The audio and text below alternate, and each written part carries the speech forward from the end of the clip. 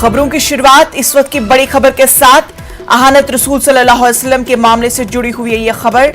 मजलिस इत्तेहादुल मुस्लिमीन जंतर मंतर पर एहतिजाज करेगी और ये एहतिजाज कल किया जाएगा। इस एहतिजाज के दौरान नुपुर शर्मा और नवीन जिंदल की गिरफ्तारी का मुतालबा किया जाएगा। तो बड़ी खबर मजलिस इत्तेहादुल मुस्लिमीन की जानिब से, जहां वो जंतर मंतर पर अहानत रसूल सल्लल्लाहु अलैहि वसल्लम के मामले के खिलाफ एहतिजाज करेगी, नुपुर शर्मा और नवीन जिंदल की गिरफ्तारी का मुतालबा करेगी और कल ये एहतिजाज जंतर मंतर पर किया जाएगा।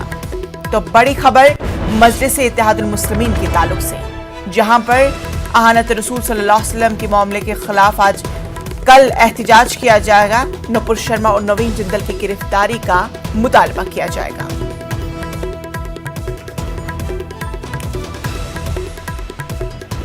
बड़ी खबर मजलिस इत्तेहादुल मुस्लिमीन की जानिब से, जहां उन्होंने कल एहतिजाज करने का मंसूबा बनाया है। जंतर मंतर पर यह एहतिजाज किया जाएगा।